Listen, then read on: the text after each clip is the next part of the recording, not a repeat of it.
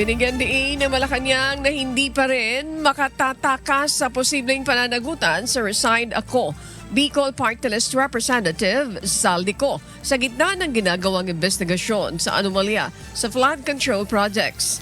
Ayon kay Palace Press Officer Usec Castro, hindi makakaiwas si Co sakaling may magsampa ng kaso laban sa kanya. Kaya naman nananawagan ng Palasyo sa dating congressman na harapin na lamang ang mga ipinaparatang sa kanya sa mga issue ng budget, insertions at flood control projects.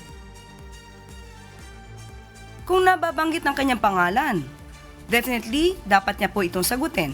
Dahil kung hindi niya po ito masasagot at iiwasan niya, lalabas lamang po siyang guilty. So mas mainam po na maipaliwanag niya ang kanyang side.